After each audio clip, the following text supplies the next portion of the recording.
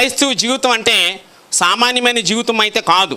ఎందుకంటే ఎన్నో అలలు, ఎన్నో కెరటాలు, ఎన్నో బాధలు, ఎన్నో హింసలు, ఎన్నో శ్రమలు, వీటన్నిటి నుంచి కూడా దేవుడు నాకు తప్పనిసరిగా ఆయన పునరుద్ధానపు శక్తి చేత నన్ను విడిపిస్తాడు అనేటువంటి భావనలోకి నువ్వు వెళ్ళి తీరాలి. అలాంటప్పుడు మాత్రమే నువ్వు పునరుద్ధానపు అనుభవంలోకి వెళ్ళగలవు. కాబట్టి ఈ పునరుద్ధానంలో మనం నేర్చుకోవాల్సిన అంశం ఏంటంటే, ఈ పునరుద్ధానం అనేది కాబట్టి మిమ్మల్ని కూడా లేపగల శక్తి నా దగ్గర ఉంది. క్రైస్తవ్యంలో ఉన్నటువంటి మరొక మర్మం ఏంటంటే, మనం ఏదైనా సరే ఆచరించి చూపాలి, ఆచరించకుండా ఏది చేయకూడదు. వాటిని గైకొని ఆచరించడం ఉంది. యేసుక్రీస్తు వారు చెప్తున్నప్పుడు అప్పుడు సమాజ మందిరాల్లో ఆయన యోధా మతంలో పుట్టాడు. ఆయన యోధా మతంలో ఉన్నటువంటి ఆచారాలన్నింటినీ ఖండించాడు, యోధా మతానికి ఎదురు తిరిగాడు, యోధా మతంలో ఉన్నటువంటి విషయాలన్నింటినీ, ఆచార సంబంధమైన వ్యవహారాలన్నింటినీ ఎదిరించాడు. ఆయన ఒక సామాజిక విప్లవకారుడు. అందుకనే ఆయన్ని చంపడం జరిగింది. ప్రభు అయిన యేసుక్రీస్తు వారిని ఎందుకు చంపారో మీకు తెలుసా? దేవదూషణ చేస్తున్నాడని చంపేశారు. దేవదూషణ. కానీ ప్రవక్తల గ్రంథంలోనూ ధర్మశాస్త్రాల్లోనూ రాయబడిన ప్రకారం మాత్రమే ఆయన ఈ భూలోకానికి వచ్చాడన్న సంగతి వాళ్ళకు మరుగుపరచబడింది. వాళ్ళ మనోనేత్రాలకి గుడ్డుతనం కలుగు చేయబడింది. గుడ్డుతనం కలుగు చేయబడడం వల్ల మరి సర్వమానవాళి యొక్క రక్షణ నిమిత్తం ఆయన పునరుద్ధానపు బలంతో మన ముందు ఈరోజు నిలబడ్డాడు. ఒకవేళ ఆయన పునరుద్ధానమే కనుక లేకపోతే మన విశ్వాసము వ్యర్థమే. ఇంకా మనం మాట్లాడుకోవాల్సిన అవసరం లేదు. ఆ విషయాన్ని మరి అనేక సందర్భాల్లో అపోస్తలుడైన పౌలు చెప్తున్నాడు. కొరింథీయులకు రాసిన 15వ వచనంలో ఉన్నాయి కూడా చూడండి ఒకసారి. కొరింథీయులకు రాసిన 15వ అధ్యాయంలో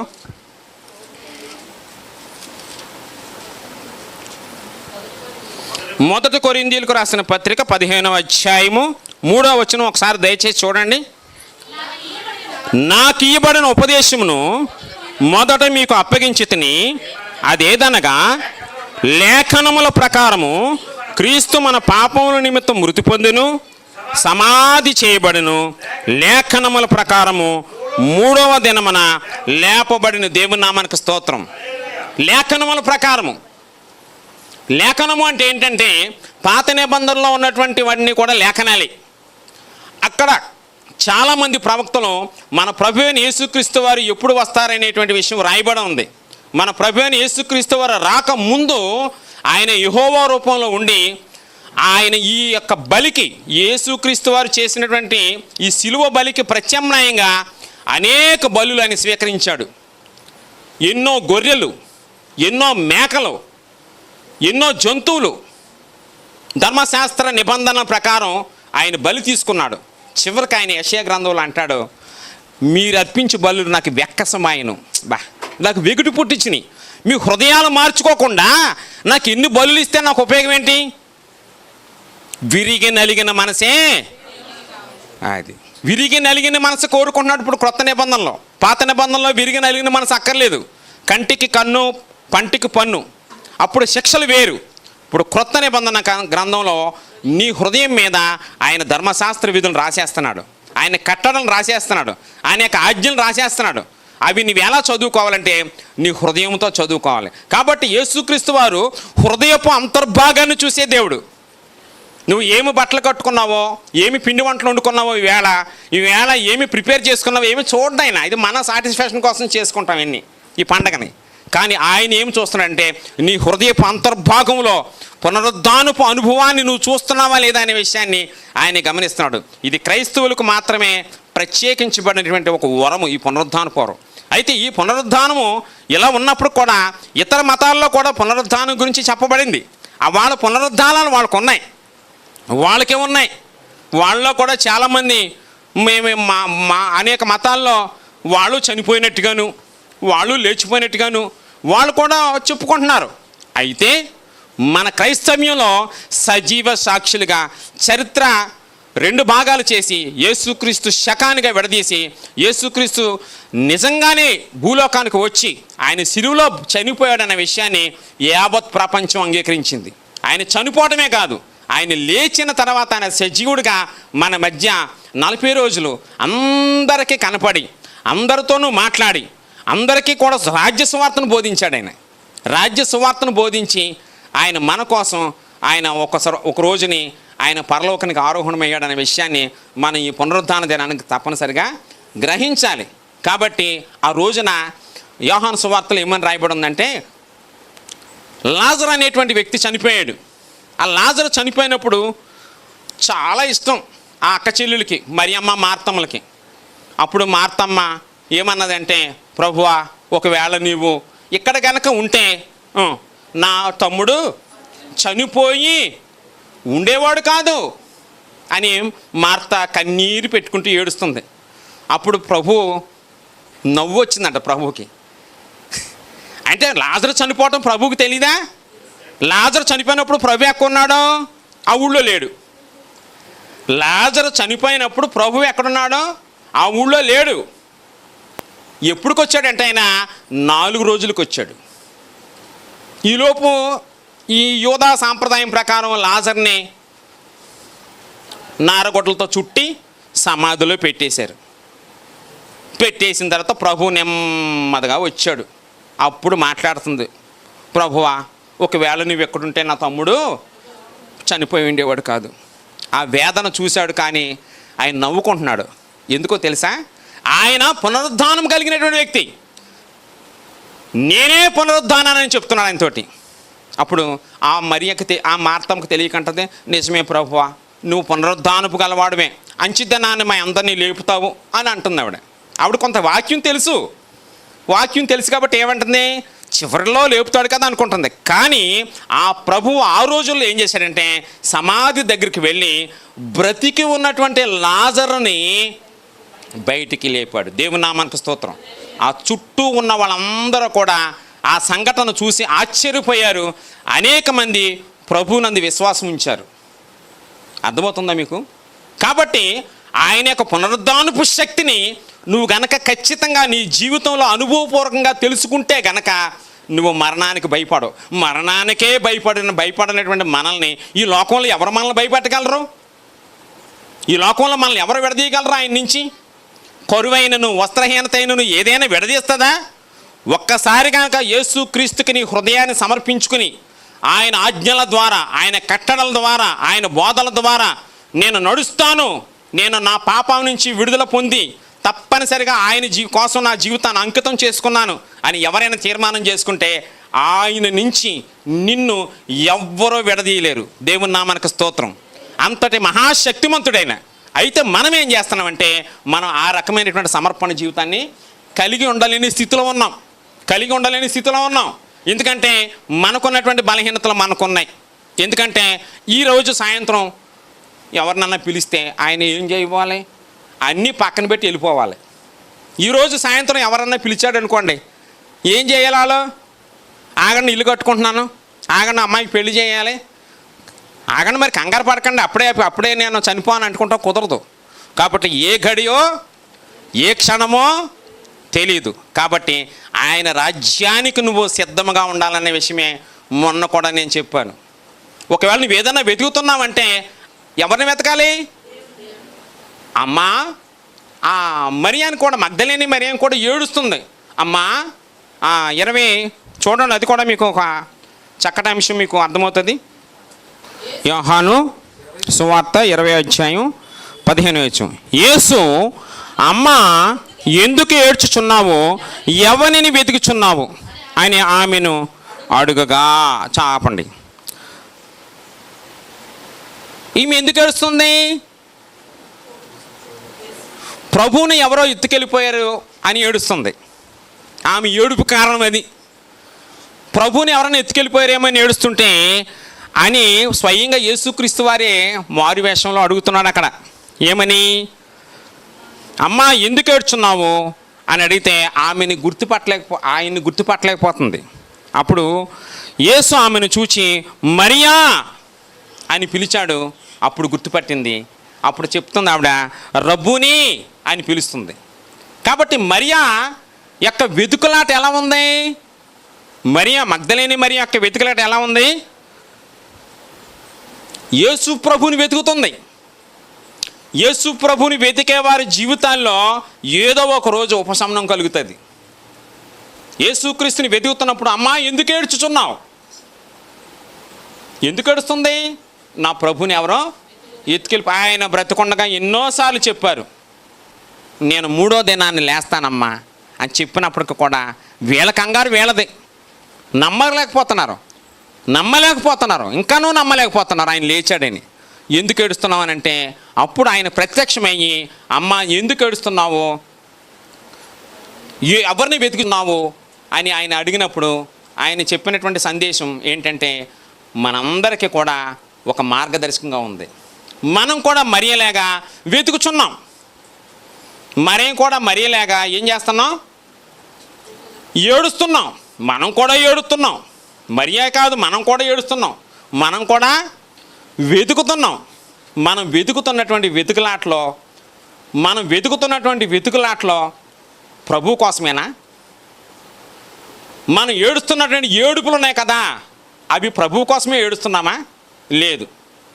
మనకున్నటువంటి ప్రతి విషయంలో కూడా మనకు ప్రభువు ఉన్నాడని విజ్ఞాపన చేస్తే చాలు, ఆయన తప్పనిసరిగా నిన్ను, నన్ను, ప్రతి ఒక్కరి యొక్క సమస్యలను కూడా విడుదల కలుగజేసి ఆయన పునరుద్ధానపు శక్తి చేత బలపరుస్తాడు. కాబట్టి ఆయన పునరుద్ధానం గురించి మనం ఎంత చెప్పుకున్నప్పటికీ కూడా మనకు ఒక ఆశ అనేది మిగులుతుంది. నేను ఏదో ఒక రోజు సదాకాలము ఆయనతో నేను ఉంటాను, ఏదో ఒక రోజు సదాకాలము ఆయనతో ఉంటాను అనేటువంటి ఆలోచన మనం ఖచ్చితంగా కలిగి ఉండాలి. అందుకనే ఆ సన్నివేశంలో, మరియా మార్తల సన్నివేశంలో కూడా ప్రభు చక్కటి వివరణ ఇచ్చాడు. ఏమంటే, నేనే పునరుద్ధానాన్ని, నేనే జీవాన్ని, నా యందు విశ్వాసం ఉంచువాడు చనిపోయినను బ్రతుకును.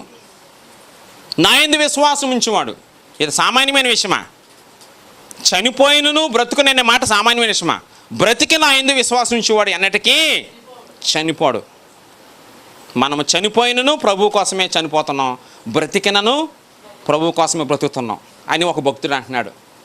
కాబట్టి మన యొక్క గురి, మన యొక్క లక్ష్యం ఇవన్నీ కూడా ప్రభు మీద ఉండాలి. ఆ ప్రభు యొక్క పునరుద్ధానపు శక్తి చేత మనందరము కూడా తప్పనిసరిగా ఆస్వాదించుకుని దాన్ని మనం అనుసరించవలసిన వారమే ఉన్నాం. కాబట్టి ఒక 3 విషయాలు మీకు మళ్ళీ ఒకసారి జ్ఞాపకం చేస్తున్నాను. ఆయన మరణాన్ని జయించాడు, 2 పాపాన్ని జయించాడు, 3 సాతాన్ని కూడా జయించాడు. మరి ఈ 3 జయించినటువంటి ఆయన నీకుండగా నువ్వే జీవితం కలిగి ఉండాలంటే నువ్వు కూడా నీ పోరాటంలో ఒక జీవితాన్ని కలిగి ఉండాలి. జయించువాడు, చూడండి ఒకసారి ప్రకటన గ్రంథంలో చివరి మాట ఉంది.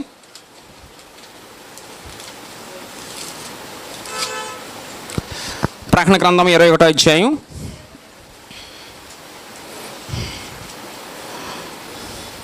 7వ వచనం.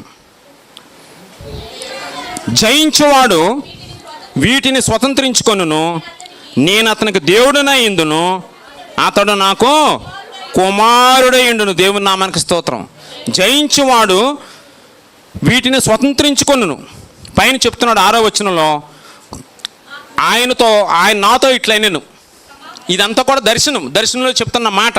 సమాప్తమైనవి నేనే ఆల్ఫాయు ఓమేగయు, అనగా ఆదియు అంతమనే ఉన్నవాడును. దప్పిగొని వానికి జీవజలముల బొగ్గలోని జలములను నేను ఉచితముగా అనుగ్రహింతును.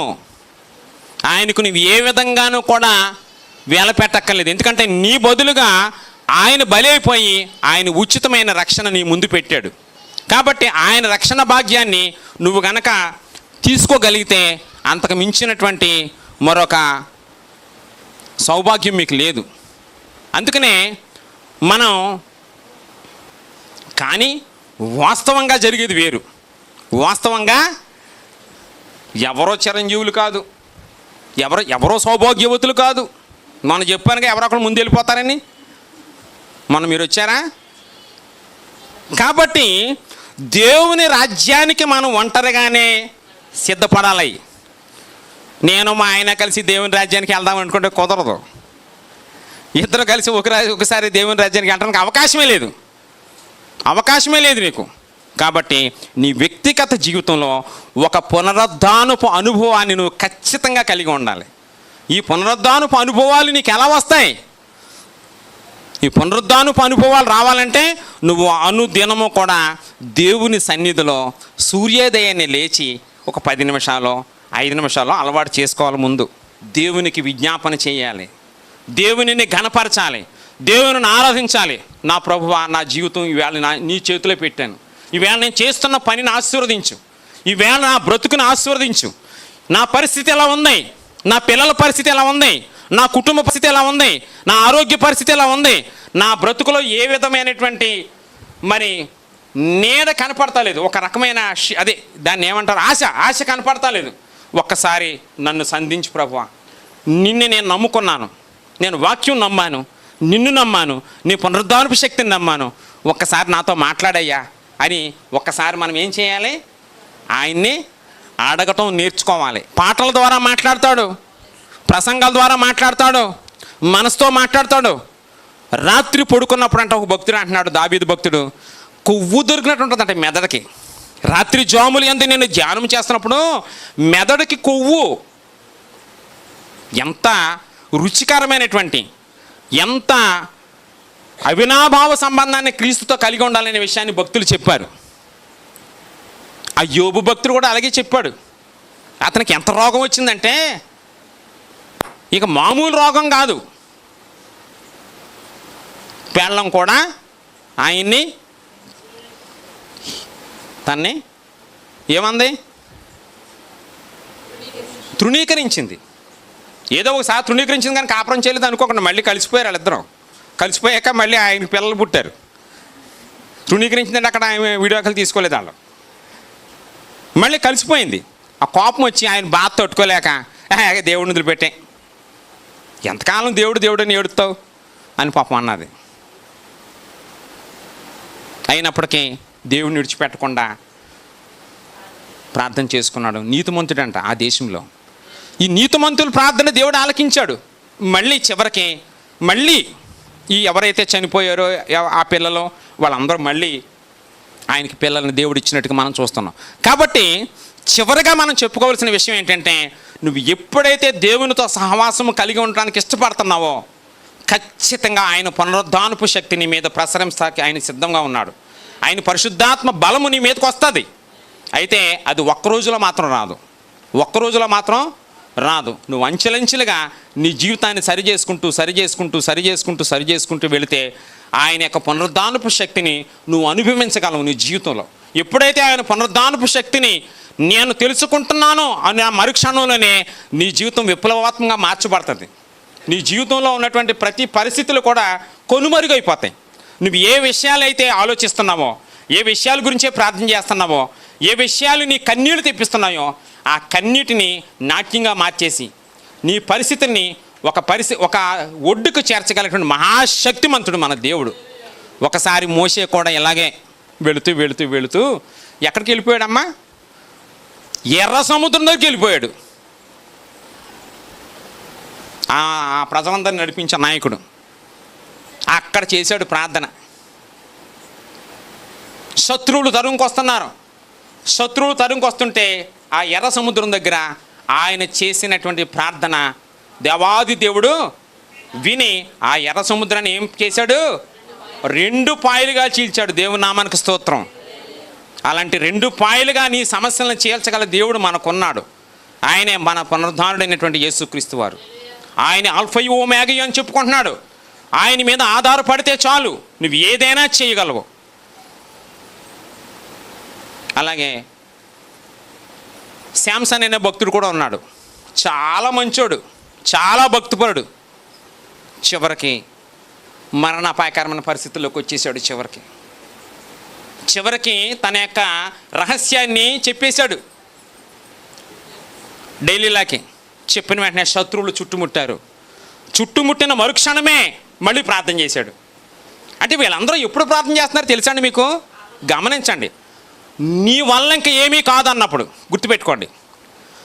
ఒక్కొక్కసారి మన పరిస్థితులు ఎలా ఉంటాయంటే, ఇంకా నాకు అధిక అవకాశం లేదు, నా బ్రతికి ఎలాగైపోయింది, ఇంకా నా జీవితంలో ఈ సమస్య నుంచి బయటికి రాననేటువంటి సందర్భాల్లో నువ్వు చేసే ప్రార్థన తప్పనిసరిగా ఆయన వింటాడు అంటానికి సంఘటన చెప్తున్నాను. అప్పుడు ప్రార్థన చేస్తే అది ఏంటంటే ఆ మందిరం పేరు ఏం పేరండి అయ్యగారు? దాగోను గుడి ఆయన చేసిన ప్రార్థన ద్వారా ఆయన మీదకి పరిశుద్ధాత్మ శక్తి ఆవరించినప్పుడు ఆయన రెండు స్తంభాల మధ్య ఆయన నిలబడినప్పుడు ఆ రెండు స్తంభాలని ఆయన శక్తి కాదు, దేవుని శక్తి చేత ఆ శత్రువులకి నాశనం కలిగించి దేవుడు నేనున్నానని నిరూపించుకున్నాడు. ఇలాంటి అనుభవాలు గ్రంథంలో నుంచి చెప్పుకుంటూ వెళితే చాలా ఉన్నాయి. కాబట్టి ఈ పునరుద్ధానం అనేటువంటి భావన మీకు తెలియాలని నా యొక్క ఆలోచన. ఎందుకంటే నేను రెవరెండ్ని కాదు, అపోస్తులను అంతకన్నా కాదు, ఏమీ కాదు, నేను సాధారణమైన మనిషినే. అయితే ఈ పునరుద్ధానపు సందేశాన్ని ఇవ్వటానికి దేవుడు నాకు కొంత సమయాన్ని ఇచ్చాడు. కాబట్టి నాకు తెలిసినటువంటి పునరుద్ధానపు మాటల్ని మీ హృదయంలో పెట్టాను. ఒకవేళ మీరు దీనిని గనక అంగీకరించగలిగితే దేవుడు మిమ్మల్ని తప్పనిసరిగా దీవిస్తాడు. ఆయన తన పునరుద్ధానపు శక్తి చేత నీ సమస్యల నుంచి విడిపిస్తాడు. తప్పనిసరిగా నువ్వు ఏదో ఒక రోజు నీకున్నటువంటి ప్రతి విధమైన సమస్య నుంచి విడుదల పొంది, నా దేవుని వల్ల మాత్రమే ఈ సమస్య నుంచి విడుదల పొందాను అని చెప్పుకొని సాక్ష్యం చెప్పుకునేటువంటి పరిస్థితులు నీకు రాబో కాలంలో వస్తున్నాయి. దేవుని చిత్తమైతే మరొకసారి కలుసుకుందాం. మరి ఇంతటితో ఈ అవకాశం ఇచ్చినటువంటి భానుప్రకాష్ గారికి, అలాగే సంఘ పెద్దలకు, అలాగే విశ్వాసులకు మరోసారి నమస్కారం తెలియజేస్తూ ఈ యొక్క వాక్యాన్ని ఇంతటితో ముగిస్తున్నాం. Thank you.